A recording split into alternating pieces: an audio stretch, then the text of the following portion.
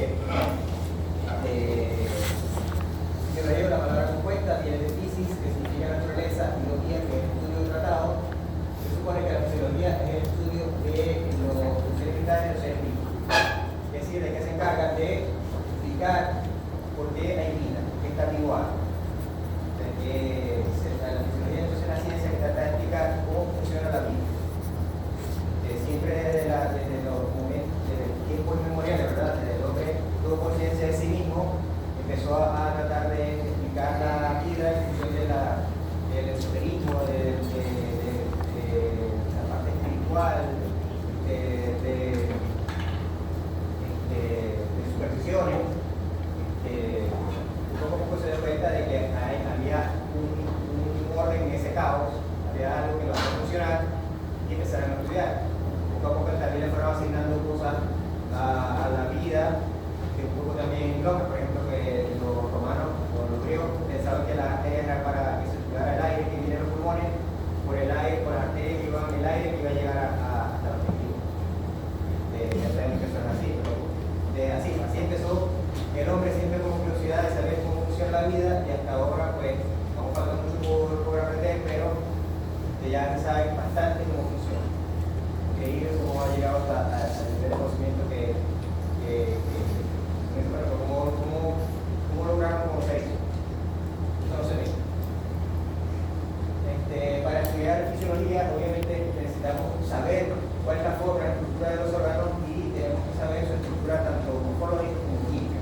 Eso que es el requisito de esta materia de saber química, que la química está.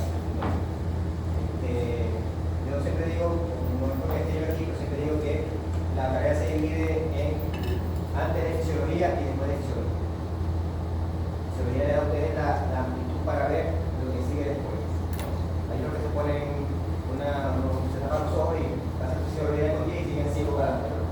Pero fisiología le abre los ojos a muchos sistemas, y de ahí que empezamos a entender muchas cosas que pasan cuando hay enfermedades, cuando hay bien, también se define como el estudio de la homeostasis, para que vamos a ver enseguida, y de los mecanismos que controlan esa homeostasis. La fisiología, como dice aquí, como ciencia, requiere muchas otras ciencias, el mismo de la bioquímica, el mismo de la anatomía, de la histología, de la tecnología, de la estadística. Entonces, se requiere muchas ciencias para lograr un conocimiento en fisiología.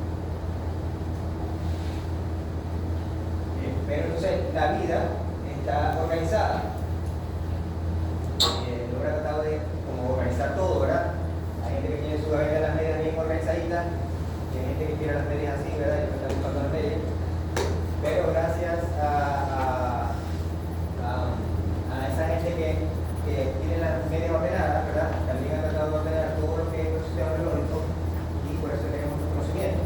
Si vemos una organización de la materia, como esas personas que saben lo han hecho, que la vida se organiza en niveles, y cada nivel tiene su disciplina de acción.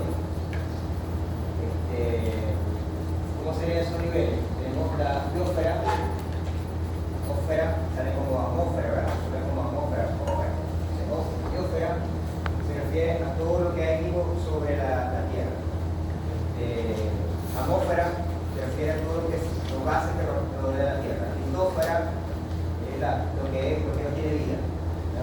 Hidrósfera es toda el agua que hay. O sea, cada componente tiene su parte. En este caso, como estamos trabajando con la vida, toda la parte viva de la Tierra se llama biosfera. Luego, esa biosfera se divide en biomas. ¿Qué es un bioma? ¿Usted no tiene geografía? ¿Ya ven? Tercero, ¿no? Verá.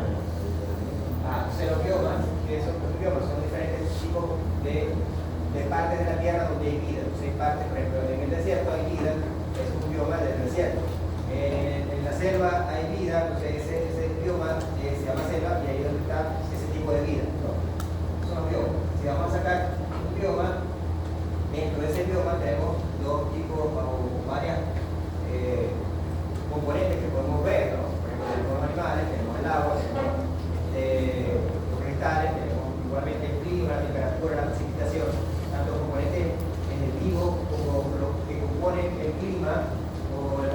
superficie del terreno corresponde a un ecosistema. No puede haber un ecosistema, la vida no puede estar relacionada directamente con lo que hay. Si hay una montaña, como por ejemplo aquí no se ve bien, pero si estaría una montaña, la montaña es parte del ecosistema porque está ahí. Ese bioma, la biocenosis, de ahí sacamos la parte física, solamente dejamos la parte viva. La parte viva de un ecosistema es lo que se llama biocenosis, sacando la tierra, sacando el agua. Bien. Dentro de esta biocenosis tenemos todo lo que es vida de un ecosistema. O sea, agarramos todo lo que está vivo en un bioma, y ponemos una licuadora en esa, ¿verdad? Hacemos un jugo de biocenosis. Ahora bien, en esa biocenosis tenemos unas poblaciones, por ejemplo, de aves, poblaciones de árboles, de arbustos. Entonces, cada tipo de vida es una población. Este ejemplo, por ejemplo, estamos sacando este ciervo. No me sale. Entonces aquí estamos que sacamos en la montaña, nos queda la biocenosis, ¿no? En la biocenosis hay muchas poblaciones de animales, sacamos una sola especie, tenemos una población. Dentro de esa población sacamos un animal, entonces macho, hembra, joven, viejo, sacamos un animal, un individuo, tenemos entonces el organismo. Si descomponemos ese organismo, vemos que dentro tiene un sistema óseo, un sistema muscular, lo podemos descomponer en sistemas de órganos. Cada órgano, por ejemplo el hígado, lo sacamos, el hígado está compuesto por tejidos, tiene tejido hepático, pero además tiene tejido nervioso, tiene tejido vascular, linfático, y si le descomponemos su tejido, está compuesto por células, ¿verdad? Y esas células están compuestas por, si agarramos una sola célula, vemos que no es algo negro, adentro tiene cositas, cada cosita de esas son organelas, y esas organelas, si nos acercamos aún más, están formadas por proteínas y otros componentes, es decir, que son moléculas. Y esas moléculas nos acercamos aún más, es átomo. Ahora, ya hay debajo del átomo, eso es lo que se está investigando con la joven se pusieron allá en Europa que dan una vuelta por 3 países y al final. Y el problema es que no he encontrado nada. O sea que debajo del átomo, ¿qué hay? No se sabe si hay algo o no. Entonces, es decir que esto existe, yo existe porque lo veo, pero si yo me voy hasta el nivel de átomo, me bajo al nivel de átomo, no encuentro nada. Sé que es aire que tiene peso o qué. Entonces ahí vemos que el cerebro le falta mucho conocer. Y lo que vemos es que la fisiología entonces funciona, vamos a estudiar el funcionamiento de órganos, pero no podemos ver que tenemos al organismo como aislado, sino que el organismo va a depender de lo que hay en el ambiente. De hecho, muchos animales han evolucionado, su fisiología se basa en el ambiente. ¿No? Como los osos polares. El oso polar, usted lo ve, no lo pueden traer aquí, ¿verdad? Porque su fisiología se ha adaptado a donde vive. Entonces, la fisiología no podemos decir que es lo que hay dentro del organismo como tal, sino que hay que tener una visión más amplia, ¿no? Que todo lo que está por fuera de la piel también afecta la vida. Bueno, tenemos por ejemplo un cambio climático, un aumento de la temperatura puede hacer que ciertas moléculas cambien, que sea el cambio en las moléculas puede hacer que un organismo se extinga por completo, o por lo menos evolucione y sea más patógeno, pero es un hongo. Un hongo puede evolucionar por el cambio climático y hacerse cada vez más patógeno. Entonces nos afectaría y nos morimos todos por una infección, ¿verdad? De un hongo que evolucionó por el cambio climático. Entonces no podemos enseñar el cambio climático porque los huracanes son más fuertes, como el que pasó ahorita. Pero el cambio climático puede afectar inclusive un organismo tan pequeño como un hongo que puede hacerse más patógeno y puede hacer que ocurran epidemias que no estaban planteadas. O que se descongele por allá un glaciar, ¿verdad? Y que el glaciar adentro tenía congelado un virus que tenía millones de años congelado ahí y salió el virus y lo mató. Entonces, tenemos que pensar en la fisiología no solamente en que es estudiar lo que vamos a ver aquí, pero tenga la mente más abierta, que lo que está ocurriendo en el mundo no es solamente hay un huracán y que van a llegar a Miami. Ya vimos una pandemia hasta que no vamos a vivir. Luego que estamos aquí ya no podemos contar. Cada uno tiene, sí, yo uso que hay una pandemia y yo fui a un supermercado y luché por un papel sanitario.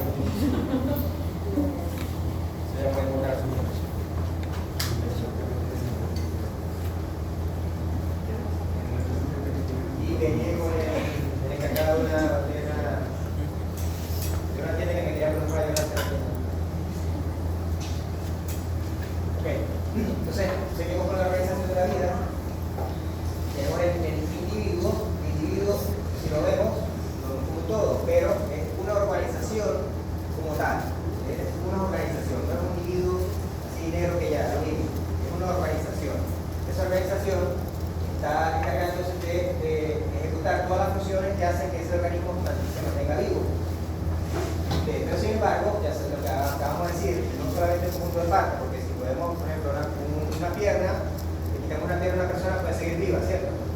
Pero si le quitamos el hígado, no puede seguir viva. O sea que es más que un conjunto de partes.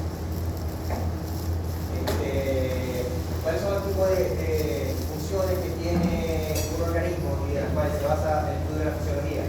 Tenemos tres tipos de funciones: las de relación y control, las de nutrición y las de reproducción. Las de relación y control son las que permiten al organismo interactuar con el medio, captar estímulos, responder a ellos y buscar las respuestas a funciones internas y externas. Entonces, si vieron el video de la pizarra del ese que pasé, ¿verdad? Vieron que la vida las funciones de relación y control tienen que ver con que haya un estímulo que sea detectado y ese estímulo provoque un cambio o establezca una condición en el cuerpo. Y eso tiene una cadena de eventos que hace que ese estímulo tenga una respuesta. Bien, aquí tenemos, por ejemplo, los sistemas tegumentario, inmunitario, nervioso, locomotor y endocrino. Serían los que están en parte del sistema de relación y control. Y también ese sistema tiene que tener una coordinación. Sí, porque el sistema, por ejemplo, el sistema digestivo no puede estar lejos del sistema de función del sistema del tejido adiposo. El tejido adiposo no puede estar lejos del sistema cardíaco. Todo tiene que tener una información de qué necesita cada cosa. O sea, a partir de ahí tenemos sistemas de comunicación. El sistema de comunicación va a haber una parte aquí que es el sistema nervioso y el sistema endocrino lo verán en la siguiente manera, que es endocrinología. Bien, las funciones de nutrición entonces son las que le provee al cuerpo la materia y la energía para la realización del trabajo. En nutrición obviamente tenemos el sistema digestivo, tenemos el sistema circulatorio, porque el sistema digestivo está muy lejos, ¿verdad? Los músculos tienen que llevar ese nutriente desde el sistema digestivo hasta los músculos, el mecanismo de transporte está el sistema circulatorio y también requiere, por ejemplo, oxígeno y liberar CO2, el sistema respiratorio, el sistema circulatorio y el sistema excretor que se encarga entonces de la sustancia del sello. Esos serían los sistemas y el sistema reproductor, que está encargado de las funciones de gametos y las funciones que posibilitan la fermentación de la especie. El sistema reproductor, su función es perpetuar la especie, aunque algunos lo usan de diversión, pero solamente su función general es para la perpetuación de la especie y la función del gamete. Bien, llegamos a la mitad, que es la homeostasis. Homeostasis, también una palabra compuesta que viene de griego homo, que significa similar, y estasis, que significa estabilidad o unidad. Según vemos la transformación de la palabra, es una función de la vida en la cual mantiene estabilidad de todo su sistema. Homeostasis viene de la estabilidad. Se define como entonces la propiedad de los organismos vivos es autorregular de su ambiente interno. Mantenemos una regulación de ese ambiente interno, ya que el organismo se va a enfrentar a diferentes situaciones en las cuales su ambiente interno puede cambiar.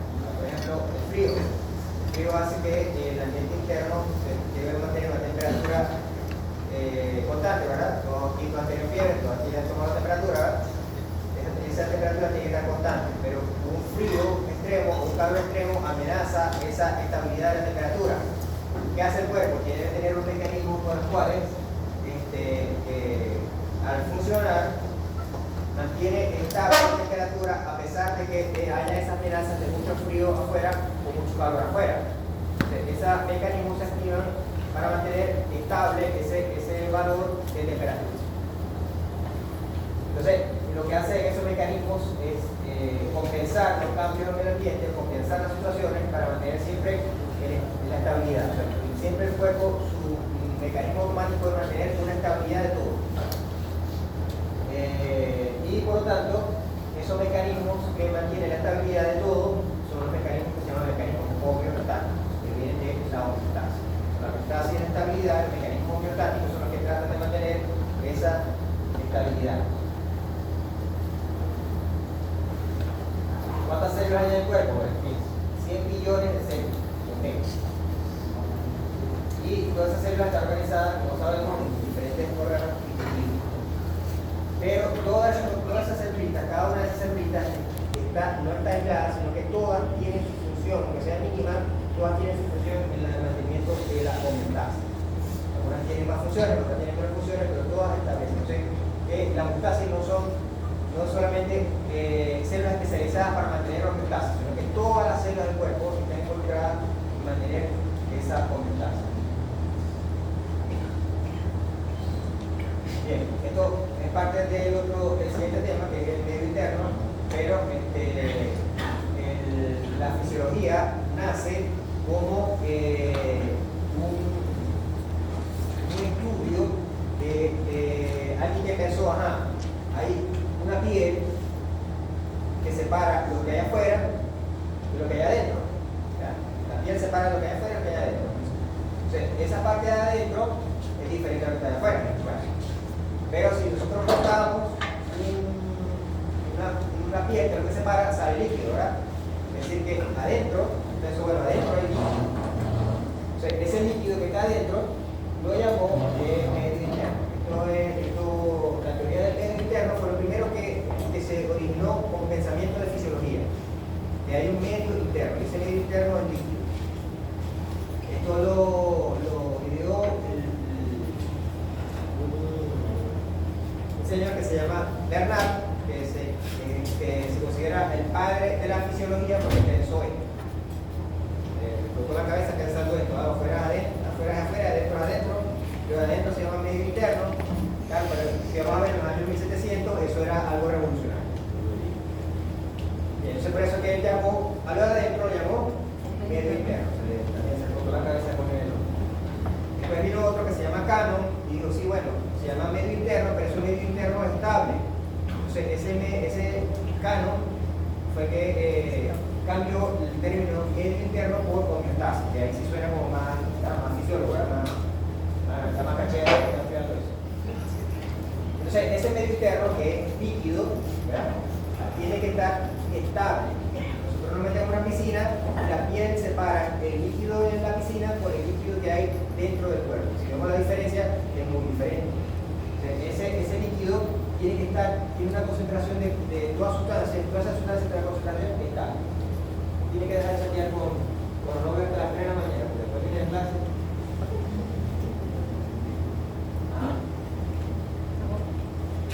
Si estamos hablando de que la vida normal es estable, que es una enfermedad, cuando ya no es estable, la alteración ya no es estable. O sea que podemos poner lo más básico, concepto más básico de una enfermedad, pues vamos a decir que es una inestabilidad en el medio interno. Eso es lo más mínimo que podemos dar como concepto de una enfermedad. Inestabilidad del medio interno. Una persona, algo que está sano, tiene su medio interno estable. Algo que está enfermo, quiere decir que hay una inestabilidad en el medio interno. ¿Qué hace el cuerpo? Trata con todos los medios de tratar de recuperar la estabilidad de eso que está proporcionando la enfermedad. Muchas veces el mismo cuerpo tratando de estabilizar, los cambios que tiene que hacer son más graves que la enfermedad y los mismos cambios terminan matando al individuo. Entonces, si ese desequilibrio o esa inestabilidad es leve, se causa una enfermedad leve, ¿no? Una que me daña un buen pemuteo, eso no me va a matar, pero yo causo una inestabilidad en ese default. Pero si es una inestabilidad muy grave, por ejemplo, que están las arterias tapadas, eso puede provocar la muerte, porque el desequilibrio, el corazón trata de bombear más fuerte porque están las arterias tapadas, ese corazón bombeando más fuerte se hace con las paredes más gruesas, esas paredes más gruesas bombean menos sangre, y por lo tanto la persona se termina muriendo de un infarto. Entonces, ¿qué quiere decir esto? Quiere decir con esta lámina que si ustedes entienden cómo funciona o cómo está estable un sistema, pueden identificar cuándo está inestable y pueden identificar cuáles son los mecanismos que se activan para tratar de estabilizar ese sistema y ustedes farmacológicamente o quirúrgicamente tratar de apoyar ese sistema que está tratando de provocar el equilibrio y que ese equilibrio se logre más rápido.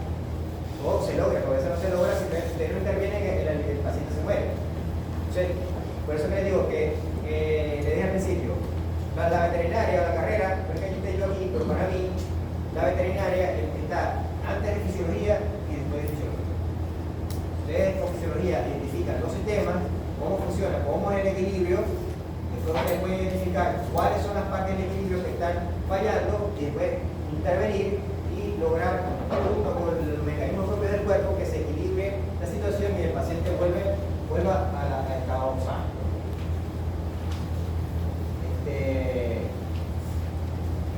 Bien, pero ¿qué es el seguir interno? No solo agua, ¿no?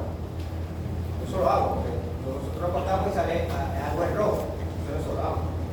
El medio interno está formado por gran cantidad de sustancias y todas las sustancias, hasta la más mínima sustancia, tiene su homeostasis.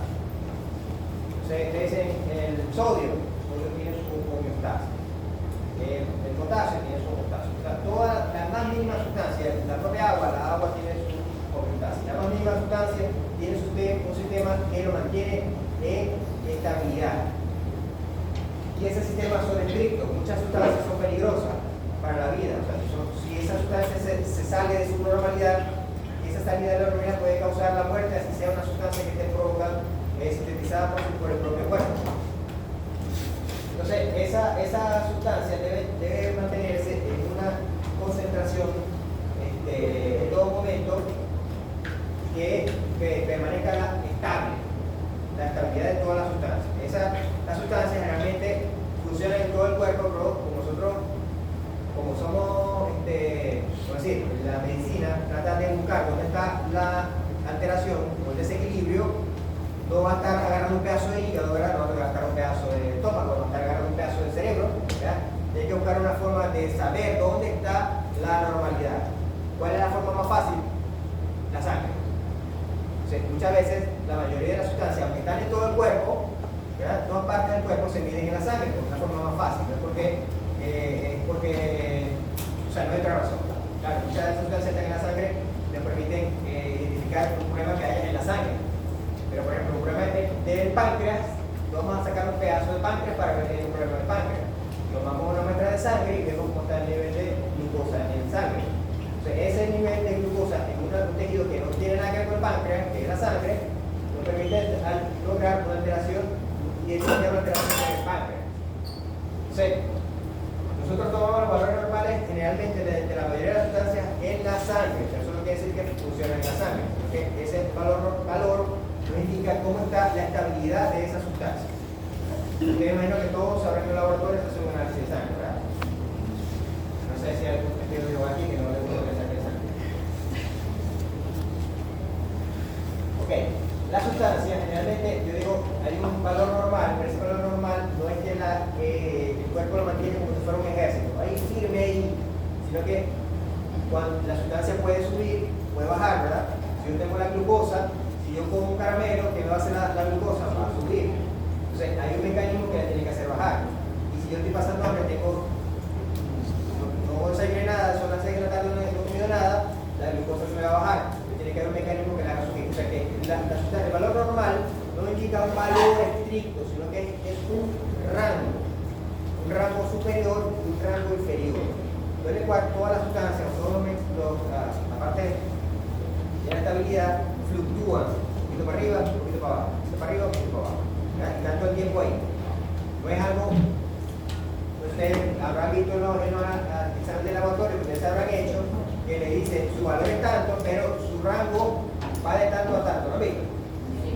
¿Verdad? Siempre el laboratorio dice de tanto a tanto. Porque los valores normales no se pueden considerar un valor estricto, sino que es un pequeño rango. Y dependiendo de la sustancia, el rango puede ser o estrecho o un poco más amplio. Eso vamos a hablar de lo que se llama la ganancia.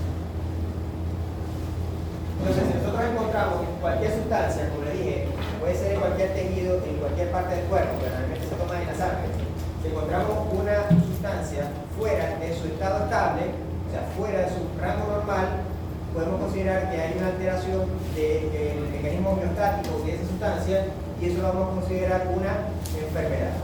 ¿Eso qué es? ¿Qué es lo primero que lleva el veterinario? A consulta, le sacamos una muestra de sangre y lo mandan al laboratorio. ¿Por qué? Porque los veterinarios no somos de WhatsApp. ¿Qué le puedo dar a mi perrito? Cuando estaba preguntando, ¿qué le puedo dar a mi perrito que tengo? Tengo que ver qué sistema homeostático está fallando para ver dónde te puedo ayudar. Porque yo puedo decir, no, a mi perrito se le está cayendo la piel, el pelo, no, se le está cayendo el pelo, tiene una costra.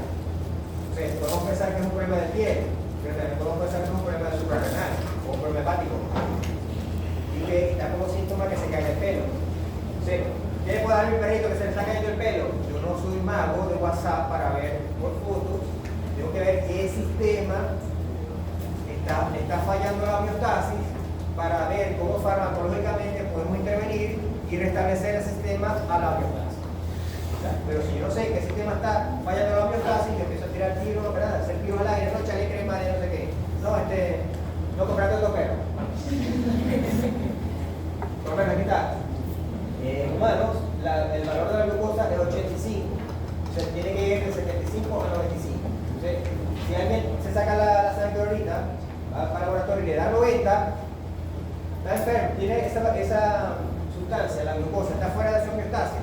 No, porque está dentro del rango normal. Pero si le da 100, 120, ya sobrepasó el rango superior y ese rango superior indica que ya hay una alteración de la homeostasis de esa sustancia y tenemos que intervenir porque esa sustancia puede provocar daño. Bueno, bien, hemos hablado de sustancias, pero todo lo del cuerpo está bajo controles homeostáticos. En el caso de la temperatura, por ejemplo, la temperatura, el pH, el equilibrio ácido básico, la presión sanguínea, la cantidad de sangre que hay, inclusive hasta el voltaje eléctrico de las células, vamos a ver en la siguiente clase, las células todos tienen voltaje eléctrico, todo eso está regulado, todo tiene su homeostasis. Sí. Hay, por ejemplo, ahí no sé si han visto, estos días sacaron, porque a mí me salen los reels de Instagram, no sé qué, pero más que me salen animalitos o comida. Me salen recetas de cocina locas ahí. No, algún día la pongo en la vida, para que se vea. Algún día la.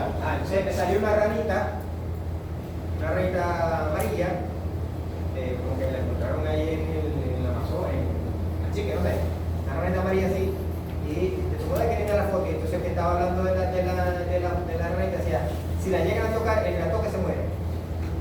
Pero que la ranita, esa ranita amarilla, solo una ranita tiene suficiente veneno para matar a 1000 personas, una sola ranita.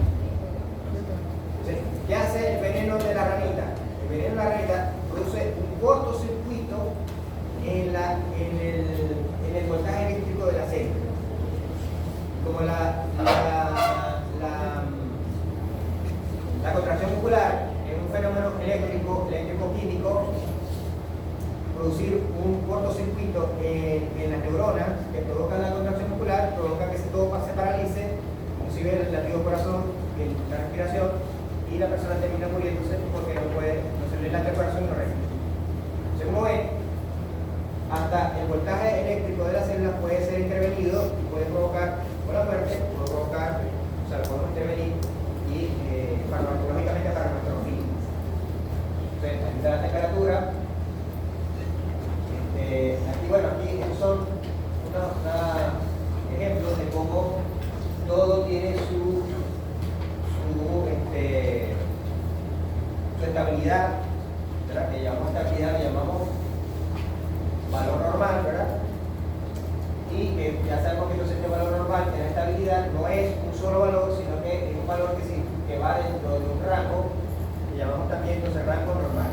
Y ese rango normal son los valores por los cuales fluctúa la homeostasis de todas las sustancias. Aquí tenemos el oxígeno, el sodio, el potasio, todos tienen sus valores por los cuales está dentro de este rango, se considera que su homeostasis está normal.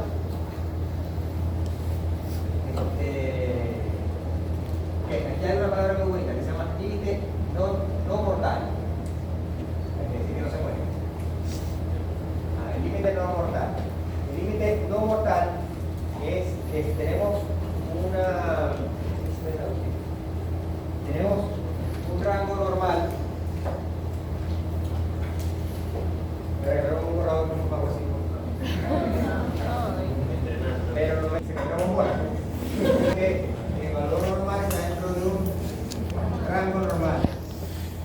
valor se sale de estos rangos, decimos que hay enfermedad, ¿verdad? Desequilibrio de la homeostasis. Aquí hay homeostasis, aquí es enfermedad. Pero aquí el animal, el paciente puede vivir, simplemente que tiene ese desequilibrio que nosotros necesitamos corregir. Pero llega un momento que este desequilibrio es tan pronunciado que a partir de este nivel se produce la muerte. Ya tenemos el valor normal, el valor anormal, que nosotros vamos a llamar enfermedad o desequilibrio, pero ese desequilibrio llega a un punto de que si sube un pelítico más, ya es incompatible con la vida y el paciente se muere.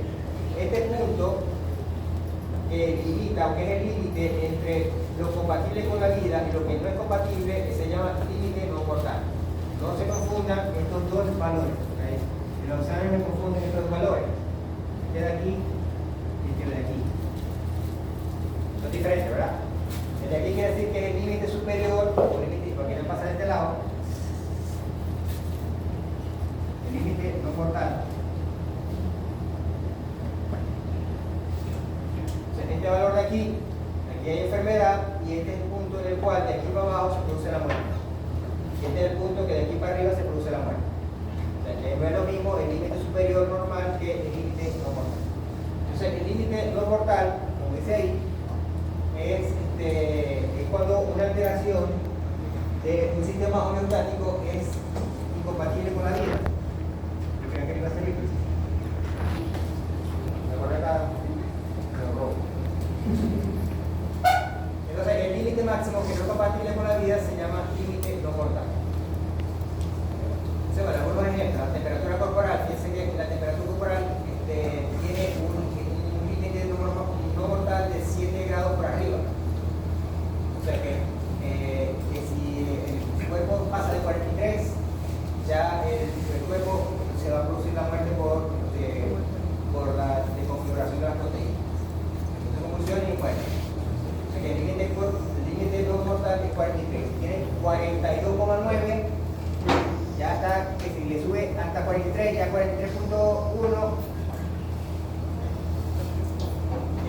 El pH de la sangre también, el pH de la sangre tiene un rango apenas de 0.6. O sea, los valores normales 0.4 y el intervalo normal va de 7.3 a 7.5. Si yo le sumo 7.5, le sumo 0.6, sería el límite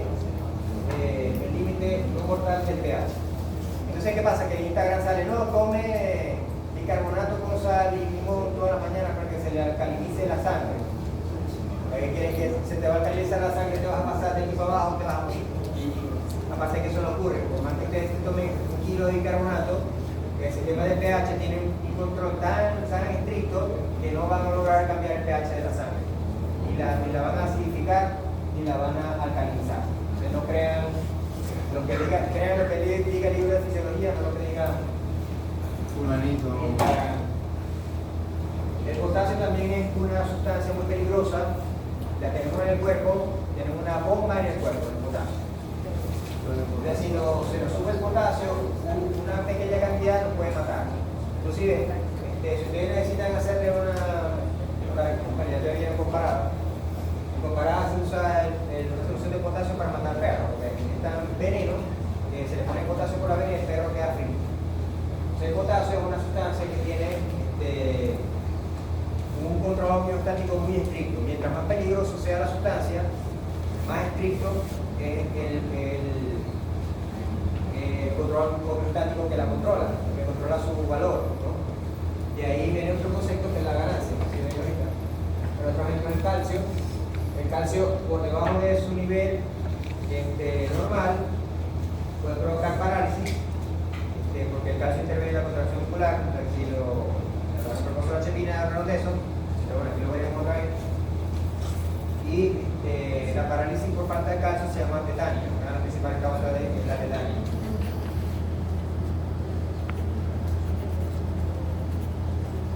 La glucosa es una sustancia muy peligrosa. Por debajo de su límite no mortal produce convulsión y muerte.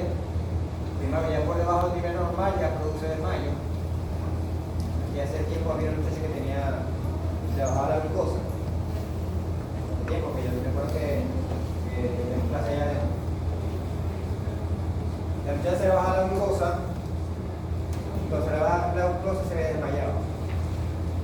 La primera vez que le pasó, estaba yo en clase, la primera vez que le pasó,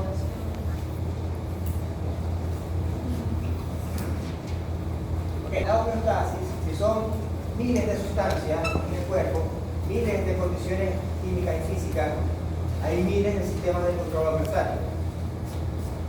Y el funcionamiento de todo sistema homeostático en forma coordinada es lo que va a mantener la salud y hasta la vida del individuo. Nuestro papel como médico veterinario es encontrar si hay dónde está el sistema homeostático que está fallando para intervenir y tratar de corregir, ayudar al cuerpo a corregir, mantener la salud y la vida del individuo. Lo que pasa es que puede haber una reacción en cadena. Al fallar un sistema homeostático puede alterar la homeostasis de otra sustancia y esa otra sustancia provocar más alteraciones homeostáticas en otro sistema y se hace una reacción en cadena que termina acabando con la vida de entonces, esos sistemas homeostáticos tienen que estar monitoreando todo el tiempo si las sustancias están por encima del valor normal o por debajo del valor normal. Tiene que estar todo el tiempo, hay monitores que se llaman sensores. Entonces, esos sensores, también se llaman receptores, están todo el tiempo pendientes de que esa sustancia o ese componente físico-químico está muy alto o está muy bajo o está dentro del valor normal. Por ejemplo, la presión arterial, siempre tenemos en las arterias unos sensores que te dicen si la presión arterial está muy alta o la presión arterial está muy baja. ¿Qué pasa? Si la presión está muy alta, puede haber un infarto, ¿verdad? Puede haber una ruptura de una arteria, una hemorragia interna y termina con la vida del paciente. Entonces, si esa presión arterial está muy alta, ¿qué va a hacer el sistema de control de homeostasis? Va a tratar de bajar o de subir más. De bajar, ¿verdad? Porque lo malo está en que siga subiendo. Por el contrario, si hay una presión arterial muy baja, eso puede producir que no se llegue suficiente sangre a los tejidos, y si no llega sangre a los tejidos vitales, como por ejemplo el cerebro, puede provocar, una baja de la presión puede provocar un desmayo, porque no le llega suficiente oxígeno al cerebro. Entonces, si la presión está muy baja, ¿qué va a hacer el sistema de control homeostático? Subirla. Entonces tenemos que hay un valor normal, un rango normal, que siempre está monitoreado. Y hay sistemas que a través de sensores activan los mecanismos que van a tratar de controlar, bien sea de arriba hacia abajo o de abajo hacia arriba, esos mecanismos. Esa acción del sistema, esa acción de los sistemas homeostáticos, el control homeostático se llama feedback. Si está bien ahora en inglés, lo digo bien. Sí, lo digo bien. Feedback. Gracias. Se ha traducido como retroalimentación. Esos sistemas, ¿qué quiere decir? Que si un sistema, cualquier sustancia, cualquier factor homeostático está fuera de su nivel, ese sistema a través de ese feedback va a tratar de volverlo a meter en el nivel normal. Si es muy alto, va a tratar de bajarlo a su nivel normal. Si es muy bajo, va a tratar de subirlo para llegar a su nivel normal. Entonces, esos mecanismos se llaman mecanismos de feedback. Entonces, acuérdense de la palabra, si alguien lo había escuchado ya, pero si es la primera vez que la escucha, lo que es mecanismo homeostático de feedback, toda la vida, toda la fisiología se basa en este mecanismo de feedback. Bien. Bueno, lo que estoy diciendo, si el mecanismo se eleva mucho, se activan esos mecanismos que tratan de bajarlo. Por el contrario, si el valor homeostático está por debajo de su nivel normal, los mecanismos tratan de subirlo. ¿Qué estamos viendo aquí? Que si la tendencia de la alteración, si la tendencia del mecanismo que está alterado es a aumentarlo, la tendencia del mecanismo de control homeostático es a bajarlo. Si la tendencia de la alteración es hacia abajo, a bajarla, la acción del mecanismo homeostático es a subirla. Como se ve, la tendencia, si sube, el mecanismo la trata de bajar, y si baja, el mecanismo la trata de subir. O sea, la tendencia es opuesta, pero la tendencia es contraria. Bien, ese mecanismo que trata de ir contrario a la alteración se llama retroalimentación negativa, que es el que es más común, o sea, lo que es normal. Pero lo que es normal es que se trate de corregir haciendo la tendencia contraria. Si la presión arterial está subiendo, la tendencia es a que la tensión arterial baje. ¿No? Por ejemplo, se orina más. O sea, una persona que se le sube la tensión, le dan ganas de orinar. ¿Por qué le dan ganas de orinar? Porque uno de los mecanismos homeostáticos es que baje la cantidad de sangre para que baje la cantidad de la presión de la sangre. Entonces la persona le dan ganas de orinar. Entonces es un mecanismo homeostático para controlar la presión. Entonces, inclusive las medicinas de la tensión traen diuréticos. Entonces, quiere decir que el mecanismo homeostático, lo normal, se habla de feedback, pero debería de llamarse feedback negativo. Todos los feedbacks se llaman feedback negativo, porque la tendencia es negativa a la tendencia de la alteración.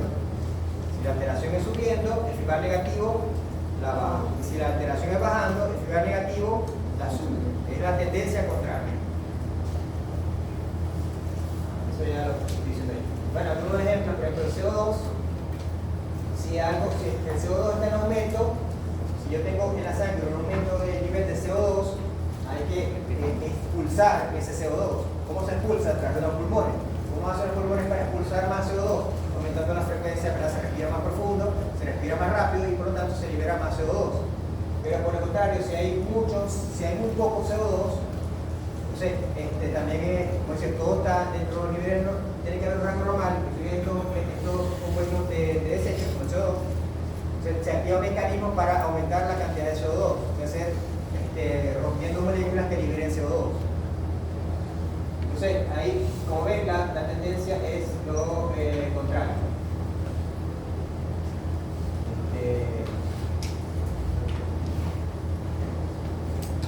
Bueno, la ganancia de un mecanismo de retroalimentación es como la cantidad de cambio que tiene que haber para que se produzca una enfermedad o una alteración grave. Entonces, por ejemplo, con la glucosa, el rango es relativamente grande. O sea que la persona puede sobrevivir con un rango de glucosa amplio, fuera de los niveles normales, pero aún así no se produce enfermedad. Es decir, que el sistema puede mantener los niveles de glucosa por más que nosotros nos traguemos una torta. Entonces, o te agarran un kilo de azúcar, ¿verdad? El paquete de azúcar se lo manden así, el sistema es capaz de recibir toda esa azúcar, metabolizarla, guardarla, hacer lo que sea, pero el nivel en sangre no varía tanto. Es decir, que el sistema tuvo la capacidad de almacenar todo ese cambio y no producir cambio en alteración. Eso es lo que se refiere a la ganancia. Es cuánta caña puede llevar un sistema sin que se altere. Entonces aquí hay un ejemplo de la temperatura. Si nosotros damos una temperatura de 16 grados, como dice aquí el ejemplo, y nos mide la temperatura, esta temperatura del cuerpo se mantiene estable en 37. Por fuera hay 16, es 10, pero nosotros vamos para allá para Mérida, o para el pico del Águila, el collado del fondo, porque ni es pico ni es Águila, es collado del fondo. Entonces, se va para allá y la temperatura afuera es de 10 grados, pero si ustedes le miden la temperatura, ¿verdad? La temperatura más acertada es la rectal, ¿verdad? Te agarran un termómetro, y su temperatura está normal.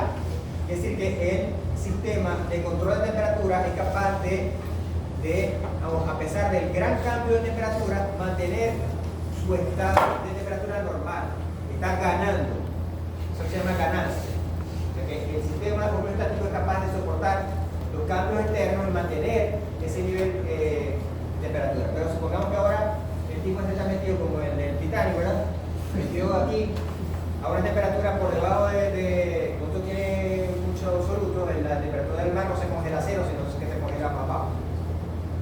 Entonces está a menos 1, menos 2 grados, ya esa temperatura es tan baja que el sistema homeostático no es capaz de ganar toda esa temperatura, y ahí si la temperatura empieza a descender hasta que la persona se muere, porque ya ahí sobrepasó la ganancia del sistema homeostático. Hay sistemas homeostáticos que la ganancia es muy amplia, por ejemplo la temperatura, la glucosa. Hay sistemas homeostáticos que la ganancia son pH, la ganancia es muy poquita. O sea que el sistema, un pequeño cambio, una pequeña alteración ya puede directamente distorsionar el sistema homeostático. Entonces cada sistema homeostático tiene su nivel de ganancia que va a depender entonces de lo que significa qué tanto cambio él puede soportar antes de salirse de los valores normales. Entonces, mientras mayor sea la ganancia del sistema de retroalimentación, mayor es su capacidad de mantener los valores normales frente a tendencias muy grandes de desviación. Así está más bonito de lo que dije, pero está así de lo que estoy diciendo. ¿Se entendió? Él me dice si me paro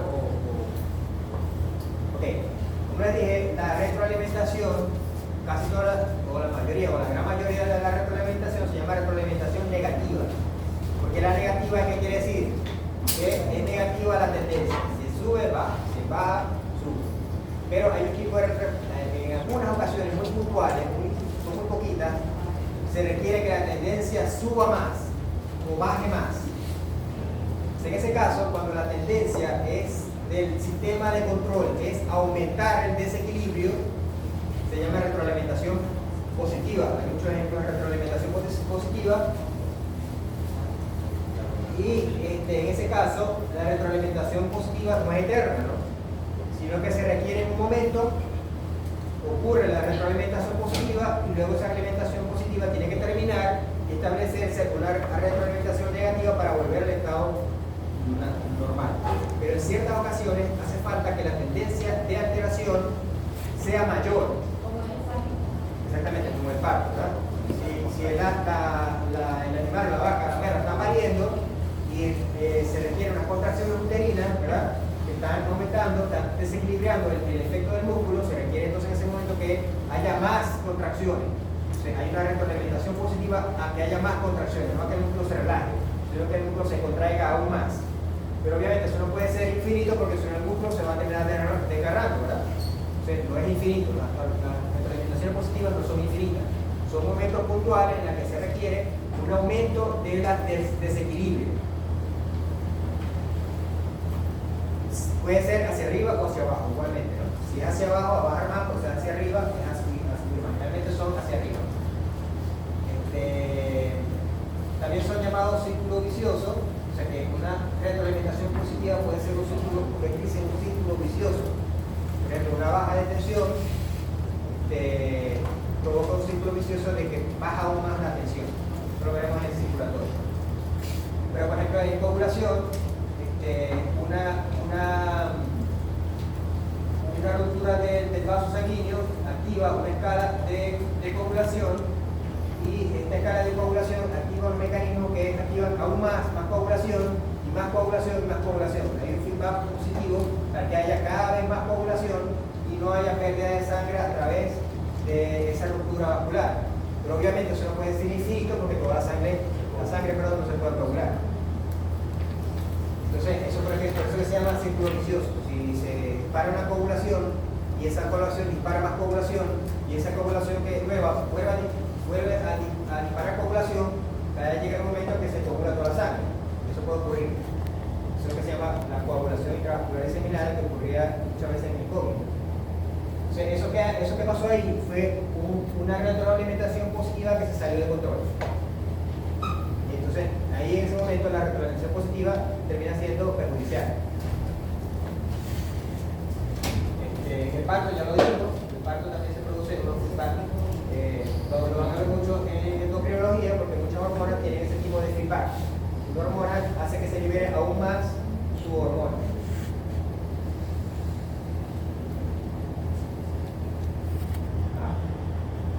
Entonces, mientras más estables sean las condiciones del medio interno, las células del organismo seguirán viviendo y funcionando. O sea, la única forma de que alguien esté sano, que se mantenga vivo, es que sus células estén en homeostasis. Cualquier desviación de la homeostasis, por más pequeña que sea, puede disparar una serie de eventos en cadena que pueden terminar con una enfermedad.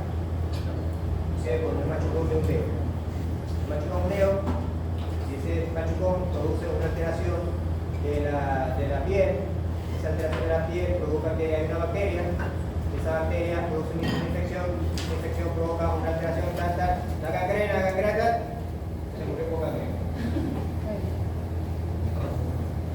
Ok.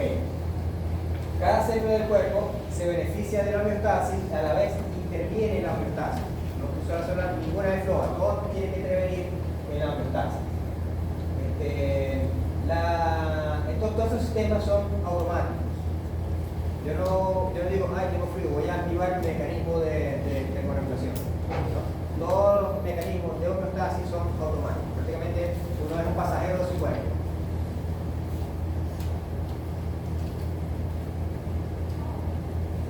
Entonces, en fisiología vamos a ver, entonces, esto no es de la facultad,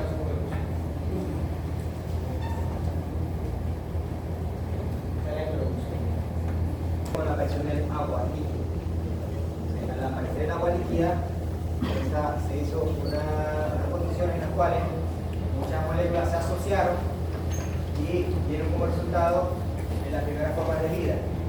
Que tienen como características esas formas de vida que eran simplemente organismos que tenían una capa que separaba el agua de lo que había dentro de esa capa. Lo que estaba dentro de esa capa era lo que estaba vivo, ¿no? Entonces estaba el agua, una capa, y esa capa separaba lo que estaba afuera en el agua de lo que estaba adentro, y esto que estaba adentro se consideraba que estaba vivo.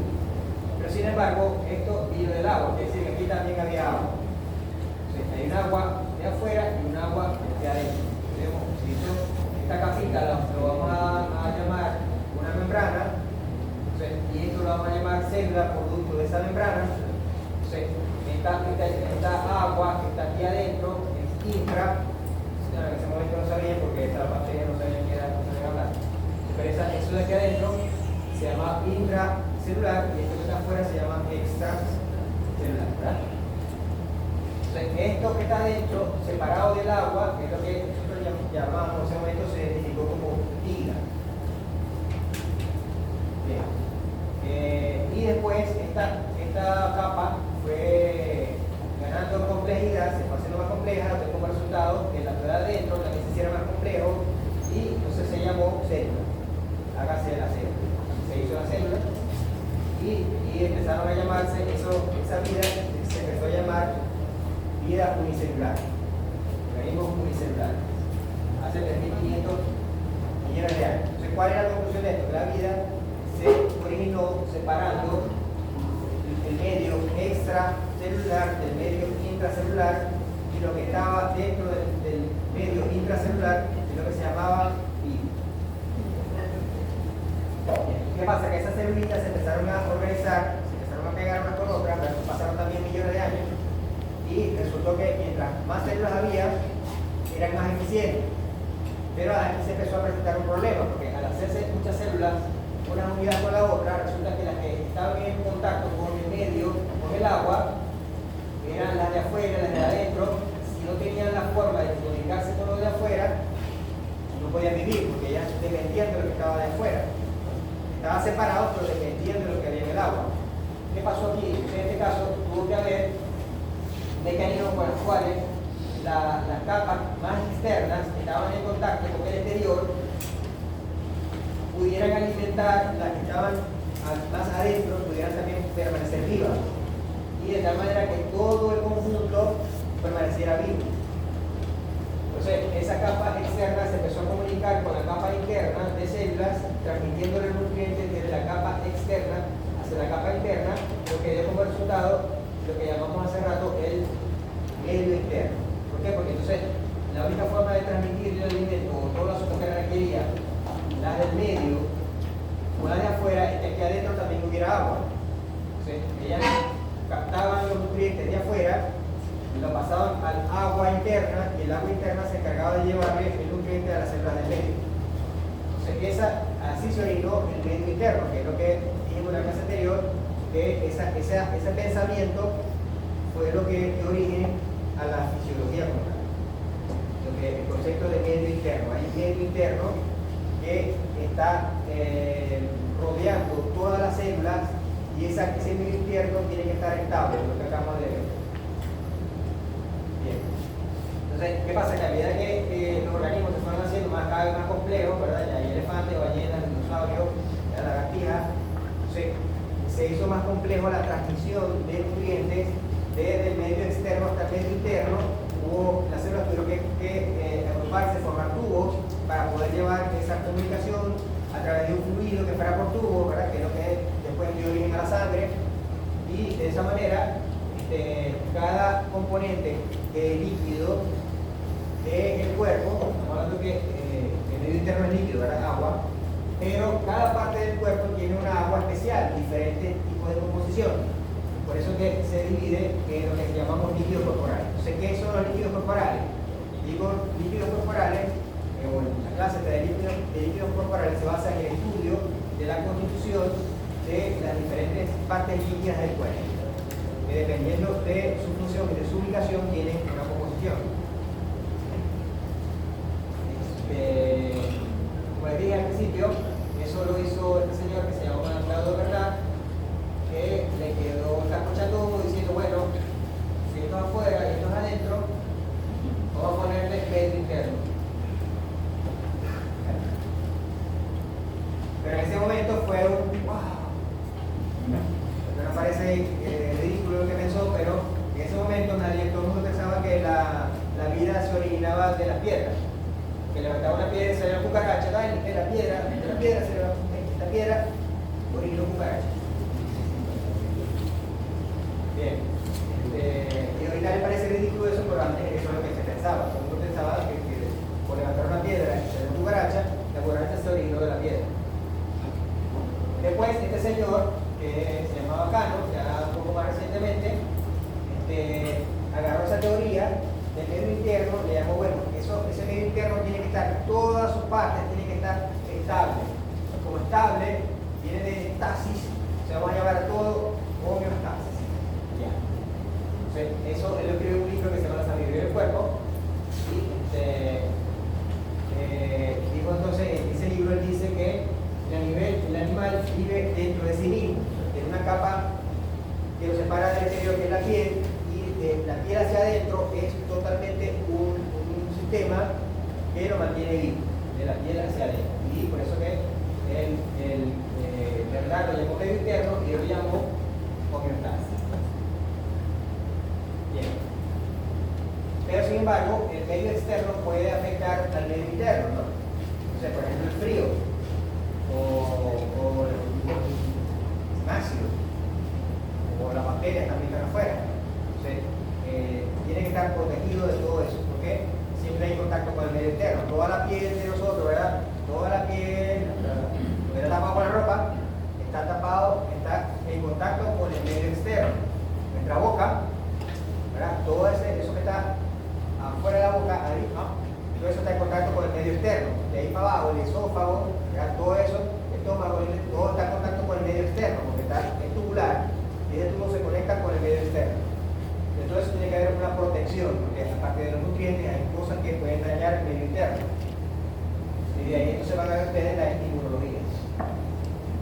Bien, entonces como el medio es acuoso, también esa gente romántica le puso que era un mar interior.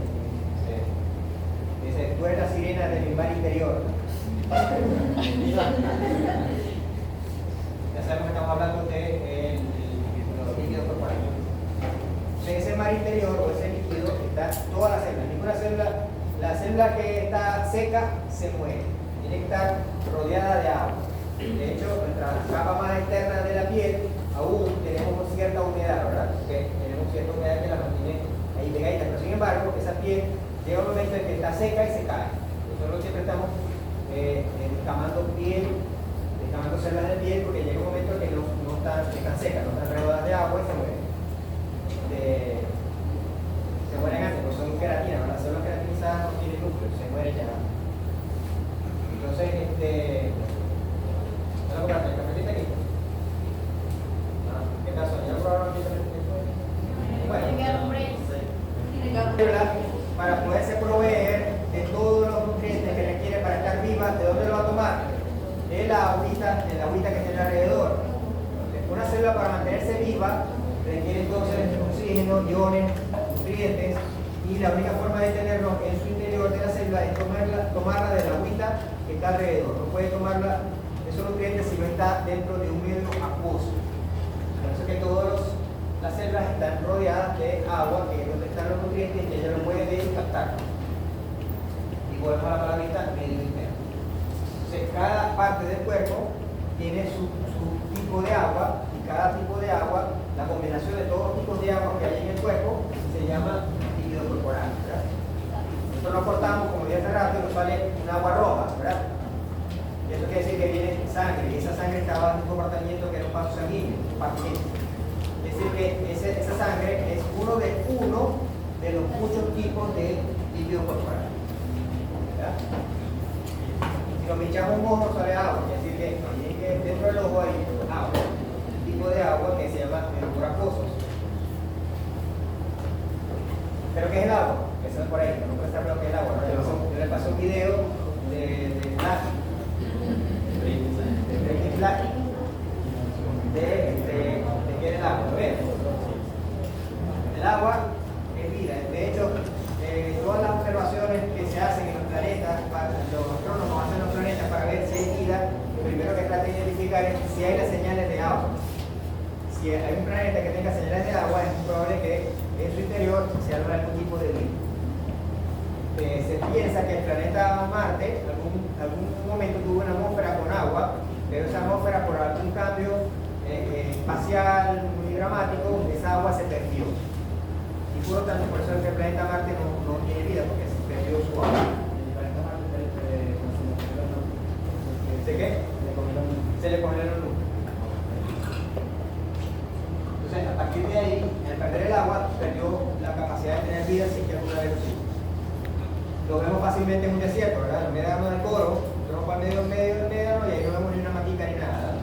Es decir, que la diferencia entre una selva y eso es la presencia de agua. Dentro de nuestro propio planeta vemos que la diferencia entre un sitio y otro, la abundancia de vida va a depender de la cantidad de agua que hay. Pero ¿por qué el agua es lo que permite la vida? Ya lo vimos en el video, ¿verdad? Porque el agua tiene dos moléculas de hidrógeno y una molécula de oxígeno. Y decíamos que el señor ese en el video decía que por todas las partes que puede tener el oxígeno, en los hidrógenos pegados, los hidrógenos se pegaban aquí. Todos los hidrógenos están pegados en el mismo sitio. Esto hacía que, como el oxígeno es un ladrón, el oxígeno le roba los electrones a las moléculas, él se queda con los electrones, y los electrones son negativos, positivo. Sí. Entonces el oxígeno se queda positivo, a ver, son negativos. Los electrones son negativos. Le roba los electrones y se queda negativo. Y al que le robó el electrón se queda positivo porque no tiene el electrón. Por eso que se llama, no, que se me oxidó la cabilla de la casa y se me cayó el techo. ¿Qué le pasó a la cabilla? ¿Qué le pasó a la cabilla para que se oxidara y se le cayera el techo a la persona en la cabeza? El oxígeno le robó los electrones al hierro y el hierro se oxidó. No se retuvo, porque el que se oxida es que ya tampoco. Ya no se acuerdan de química y esa. Total, el cuento es que el oxígeno tiene, entonces, al estar robando los electrones de los hidrógenos se convierten en positivos, y como los hidrógenos están siempre en un mismo lado, todo este lado se transforma en positivo y todo este lado se transforma en negativo. Entonces, el agua, en vez de ser una sustancia que tiene la carga eléctrica distribuida por toda parte de su molécula, tiene las cargas eléctricas ubicadas en ciertas partes separadas. Entonces, por eso que el agua tiene una parte positiva y una parte negativa. Y al pasar de ser tres moléculas, se comporta como si tuviera 4 moléculas. Por eso que es un son 3 átomos y una parte eléctrica que es eléctrica. Entonces, el agua es tetraédrica, a pesar de que son 3 moléculas, una de oxígeno y 2 de hidrógeno, se comporta como si tuviera 4, porque una área es eléctrica. Es un dipolo, porque entonces la parte negativa es donde está el oxígeno, es electronegativa, y la parte donde está el hidrógeno es electropositiva. Entonces tiene carga eléctrica, una sola molécula. ¿Qué más? Entonces, si esto es así, ustedes ya saben, ¿verdad? De bachillerato, las cargas eléctricas compuestas son las que se atraen. Le ponen un imán con otro imán, ¿verdad? Para que el imán se atraiga, tiene que estar de este lado la punta positiva y de este lado la punta negativa se atrae. El que fue curioso lo volteó un imán, ¿verdad? Y puso negativo con negativo y nunca se puede unir, pero más que se tratan de unir de altura dicha, no lo pueden unir si los dos polos son de la misma carga, ¿no? Que es la forma en que los trenes de Japón andan de 300 kilómetros para adelante, la misma carga del tren, la misma carga de la vía y lo mantienen en el aire. Entonces las cargas opuestas son lo que se atraen, ¿verdad? Por eso que yo no veo una cosa muy bonita con ese tan feo el ojillo. Que su belleza está en el interior. Entonces las cargas opuestas se atraen. Entonces, si decimos que el oxígeno y en la parte negativa, la molécula del lado se va a voltear para que el contacto con el oxígeno sea en la parte positiva. Todas las moléculas del agua están así. Entonces, al estar así, todas las moléculas del agua, al nosotros tener billones de moléculas de agua en una sola gotica, todas esas moléculas están en ese mismo plano. Todas están mirando, los oxígenos, todos están mirando hacia un hidrógeno. Nunca van a encontrar un oxígeno mirando a otro oxígeno. Siempre los oxígenos van a estar mirando hacia el otro. Eso hace que el agua se mantenga líquida. Exactamente, eso se llama fuente de ejercicio. Entonces, por eso que el agua lo pueden ver separado del aire. Te ven hasta aquí llega el agua y aquí hay aire. ¿Ya? Aquí hay agua y aquí hay aire. En el vaso de agua y saben dónde termina el agua, porque hasta aquí llegó el agua, que está arriba el aire. Hay gente que dice, no, yo veo el vaso medio lleno, otro que está el vaso medio vacío. ¿Quiénes son ustedes? ¿Que son, lo ven medio lleno o que son? Tengo un amigo que le preguntó, ¿tú cómo eres? ¿Que el vaso tiene medio lleno o el vaso está medio vacío? Fuerza que tiene el agua para estar juntas y pueden caminar, no sé cómo es un poco que camina sobre el agua, que llaman Jesucristo porque puede caminar sobre el agua.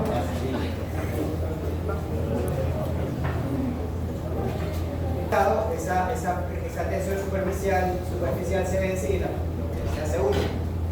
Pero al ver esto, ya se ve que el agua tiene una fuerza que mantiene el agua unida. No se dispersa, como por ejemplo un gas. Un gas está todo regado. Estamos respirando oxígeno, pero el oxígeno está todo regado por todas partes. El agua está todo el tiempo unido y se mantiene líquida. Bien.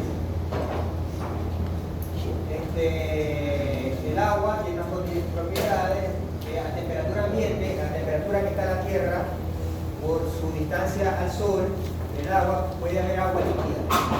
Si la Tierra estuviera un poquito más pegada al Sol, no hubiera agua líquida, porque estuviera gaseosa. O si la Tierra estuviera un poquito más despegada del Sol, no pudiera mantener líquida porque se pone sólida, ¿no? O sea, la Tierra está en el punto exacto donde el agua se mantiene líquida, por eso es que estamos aquí. O sea, el agua, a partir de 0 grados hacia abajo, la temperatura se transforma en sólida. Es decir, de 0 grados hacia arriba se funde, se transforma en líquido, entonces es el punto de fusión. Y el agua a 100 grados no se mantiene líquida, sino que todo el agua se está en gas. Son puntos de fusión y de ebullición. Sin embargo, para ustedes aumentar la temperatura del agua, para poder hacer que llegue al punto de ebullición, tienen que echarle candela. Miren que todo, en algún momento en su casa han puesto a hervir agua, ¿verdad? A mí me queda riquísima el agua hervida. Yo le pongo el agua y voy un rato y vuelve el agua no hervido, Dios mío, y eso fuego. ¿Por qué? Porque el agua tiene la capacidad de absorber ese calor sin cambiar su temperatura. absorbe el calor, pero ella no calienta.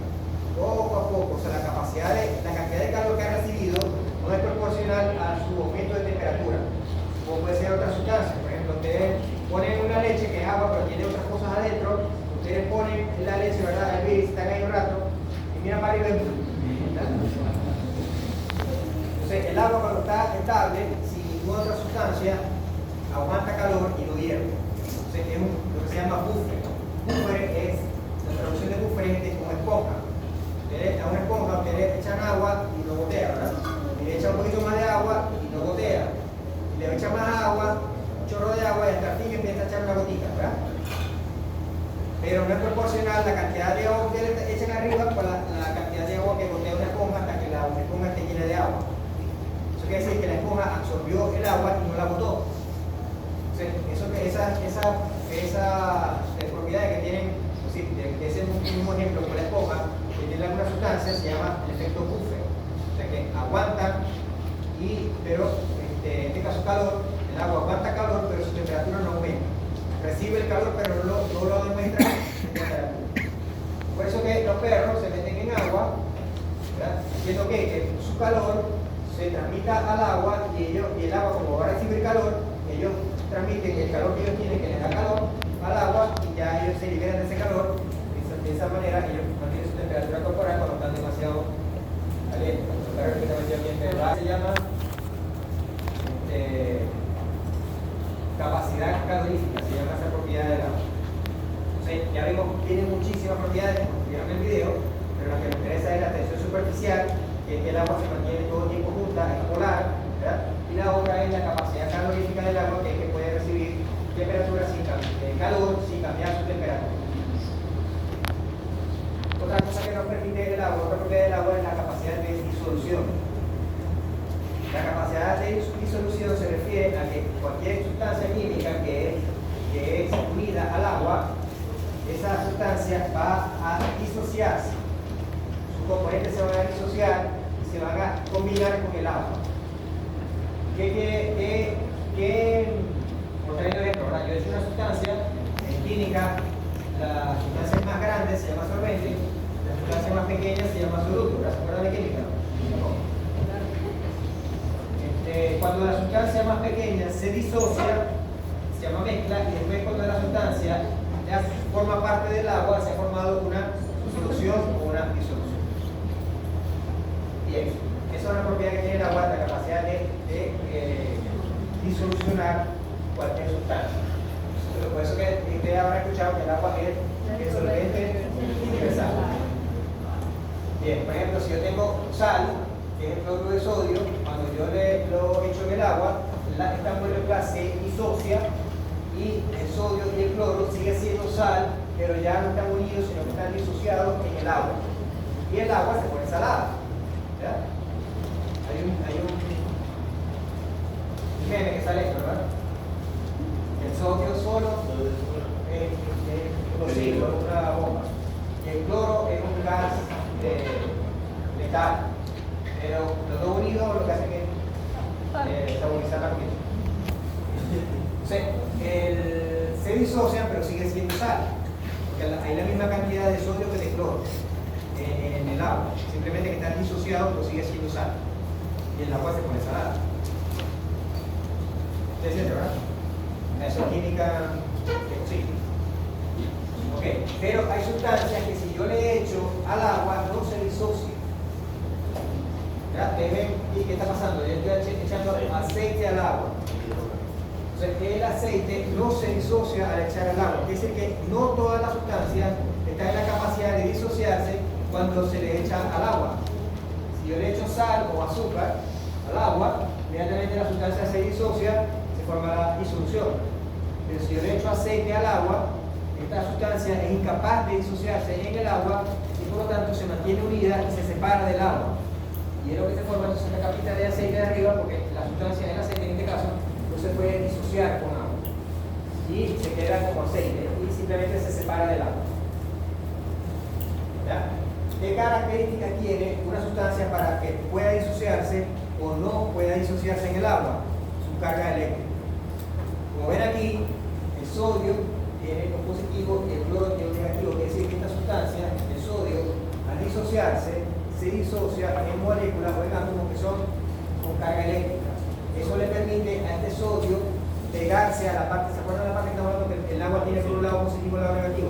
Este sodio se pega por ahí con la parte negativa del agua, este cloro se pega por ahí con la parte positiva y hace una comunidad con el agua. Entonces, toda sustancia que tenga capacidad de disociarse en sustancias polares, estas sustancias polares se llaman iones, ion, sí, la gente, ion. Pero, ¿qué pasa con el aceite? El aceite es incapaz de hacer esto.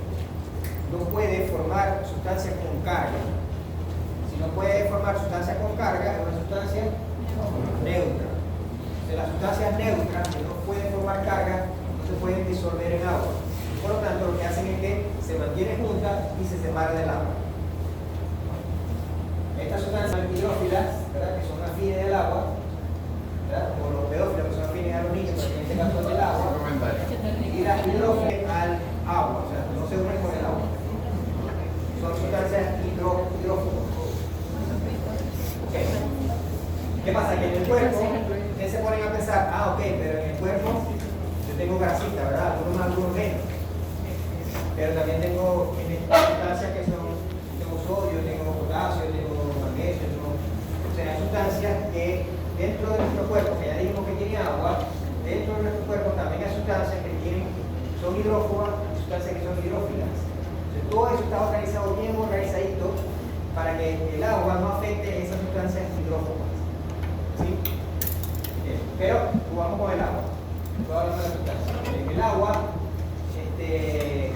como ya dijimos, la piel separa lo que es el medio externo del medio interno.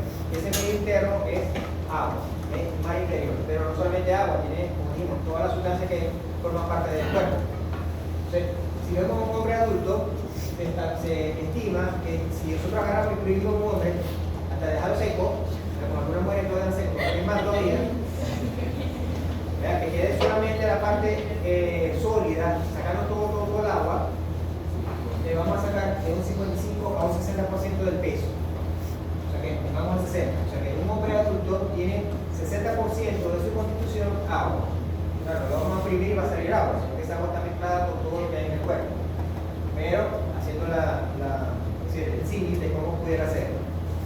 Una mujer tiene un poco menos, de 50 a 55, más de por qué. Y un niño, por su tamaño, tiene más partes de agua que de otras sustancias, y por ejemplo, un niño puede tener hasta 75% de su constitución en agua. ¿Sí?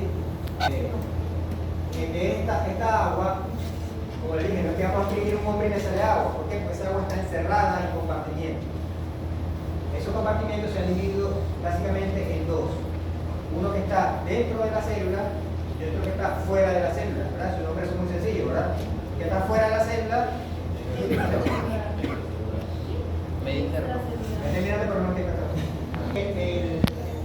40% de este 60, el 40% es intracelular. O sea, por eso que nosotros vamos a escribir a una persona no le sale agua, no le sacamos el agua. ¿Por qué? Porque el agua está encerrada, en cada celulita está el agua encerrada. Y esa agua representa el 40%. Y el resto de agua, o sea, el 20% está fuera de la célula, que es el fluido entonces extracelular. ¿Qué más?